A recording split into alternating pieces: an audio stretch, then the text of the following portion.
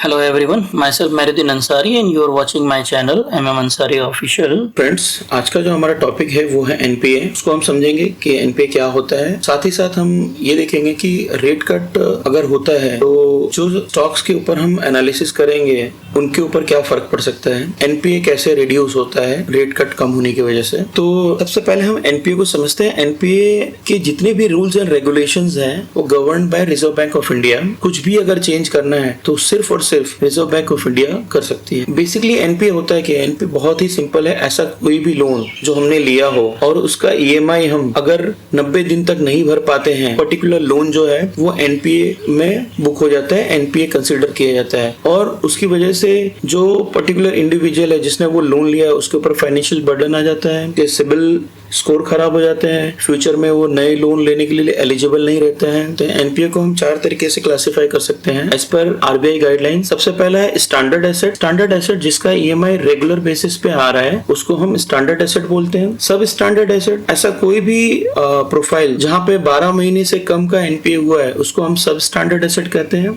ऐसा कोई भी प्रोफाइल जहां पे 12 महीने से ज्यादा का एनपीए हुआ है उसको हम डाउटफुल एसेट कहेंगे। और ऐसा कोई भी प्रोफाइल जहां पे अब कोई चांसेस नहीं है रिकवरी के उसको हम लॉस एसेट कहेंगे। अभी गवर्नमेंट भी काफी स्टेप्स ले रही है एनपीए को कम करने के लिए। जो पब्लिक सेक्टर बैंक है उनके एनपीए को कम करने के लिए गवर्नमेंट की तरफ से काफी अच्छे स्टेप्स लिए गए हैं। जैसा कि मैं आपको बताऊं, recapitalisation of public sector bank.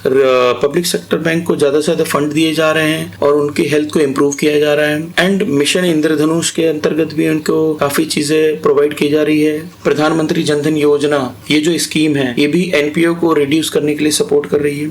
अब हम डिटेल एनालिसिस करेंगे कि कौन कौन से शेयर्स हैं जिनको हम अपने पोर्टफोलियो में ऐड कर सकते हैं एज ए एसआईपी धीरे धीरे। और सबसे पहले और सबसे इम्पोर्टेंट बात, ये कोई भी डायरेक्ट और इनडायरेक्ट आपको रिकमेंडेशन नहीं है बाय और सेल का। आप अगर कोई भी शेयर्स मेरा एनालिसिस के अकॉर्डिंगली बाय करना चाहते हैं तो उससे पहले आप अपने फाइनेंशियल एडवाइजर का राय ले लीजिए, या तो आप अपने ब्रोकर की राय ले लीजिए, या आप अपना इंडिविजुअल रिसर्च करिए, उसके बाद ही आप बाय और सेल करिए। ये मैं अपने एनालिसिस से बता रहा हूँ कि अगर रेट कट होता है तो पीएसयू बैंक्स के स्टॉक्स पे फायदे हो सकते हैं, उनकी बुक्स सुधर सकती है। पीएसयू बैंक्स के एनपीए एज ऑन सितंबर तक के डेटा के अकॉर्डिंगली उनके एनपीएस क्या हैं और हम इनका एनालिसिस करेंगे 1 by 1 बाय चार्ट कि क्या इनको फायदा हो सकता है। तो हम एनालिसिस करते हैं हमारे पीएसयू बैंक्स के स्टॉक्स के बारे में। और सबसे इंपॉर्टेंट चीज कि ये कोई भी बाय और सेल का रिकमेंडेशन नहीं है। आप अपना एनालिसिस करिए, अपने एडवाइजर से सलाह लीजिए या अपने ब्रोकर से सलाह लीजिए, तभी आप कोई भी शेयर को बाय और सेल करिएगा। हम यहाँ पे जस्ट एनालिसिस कर रहे हैं। तो सबसे पहले हम यहाँ देखते हैं bank of Baroda. Bank of Baroda का एक ट्रेंड लाइन बन रहा है अपसाइड, और यहाँ पे पहला सपोर्ट इसका 224 के आसपास है, दूसरा सपोर्ट इसका 216 के आसपास है। और लास्ट 2 वीक से, क्योंकि हम ये वीकली चार्ट देख रहे हैं, वीकली चार्ट पे एनालिसिस आपको बहुत अच्छी तरीके से होता है, तो वीकली चार्ट पे ये 2 वीक से रिकवरी करने के मोड में है। और अगर ये ट्रेंड लाइन को ब्रेक करता है तो ये 268 उसके बाद 290 की तरफ मूव कर सकता है। ठीक है, और ये आपका सपोर्ट मैंने आपको बता ही दिया। नेक्स्ट स्टॉक है हमारा बैंक ऑफ महाराष्ट्र। तो बैंक ऑफ महाराष्ट्र पे अगर देखेंगे तो अपने ऑल टाइम हाई से ये 21-22% के डाउनफॉल पे है। और इसका पहला सपोर्ट बनता है 53 रुपीज के आसपास, सेकंड सपोर्ट है 48 रुपीज के आसपास। और ये ट्रेंड लाइन है, अगर इस ट्रेंड लाइन को ब्रेक करता है तो पहला रेजिस्टेंस इसको फील होगा 63 पर, सेकंड होगा 69 पर, उसके बाद ये ऑल टाइम हाई के नजदीक पहुंच जाएगा।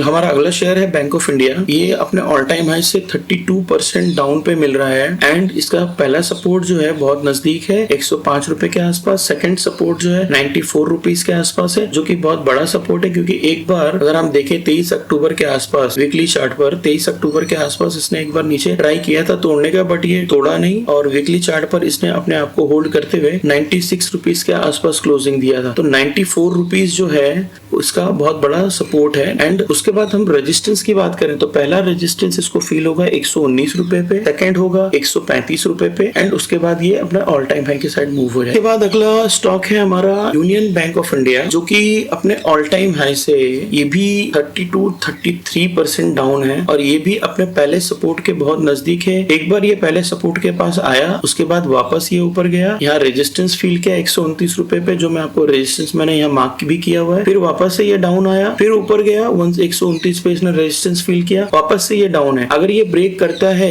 इस सपोर्ट को तो ये अपने सेकंड सपोर्ट 106 रुपए के आसपास जा सकता है। अदरवाइज ये यहाँ से वापस मूव कर सकता है। इसका पहला रेजिस्टेंस जो लगेगा ये लगेगा 129 पर एंड सेकंड रेजिस्टेंस जो है वो 145 पर है। उसके बाद ये अपने ऑल टाइम हाई के साइड मूव कर जाएगा। अगला स्टॉक जो हमारा इंडियन बैंक है वो भी अपने हाई से ऑलमोस्ट 20 से 21% डाउन है और लास्ट वीक की क्लोजिंग में इसने ट्राई किया है ऊपर जाने की। हो सकता है कि यहाँ से ये रिवर्सल के साइन दे और ये अगर ये ट्रेंड लाइन को ब्रेक करता है तो पहला जो रेजिस्टेंस बनेगा 554 का बनेगा, फिर उसके बाद 574 का है, फिर उसके बाद 597 का है एंड सपोर्ट इसका रहेगा 478 एंड उसके बाद आप देख सकते हैं इसका सपोर्ट सीधा आता है 433 रुपीज पर। तो हमारा नेक्स्ट स्टॉक है central bank of India. Central bank of India में अगर आप देखें तो सेंट्रल बैंक ऑफ इंडिया जो है ये ऑलमोस्ट 26 से 27% अपने ऑल टाइम हाई से लो पे खड़ा है और इसका फर्स्ट सपोर्ट जो बन रहा है वो 55 रुपीज पे बन रहा है। सेकंड सपोर्ट जो बन रहा है 50 रुपीज के आसपास बन रहा है। थर्ड सपोर्ट काफी नीचे और बहुत बड़ा सपोर्ट है वो 43 रुपीज के आसपास है एंड अगर ये यहाँ से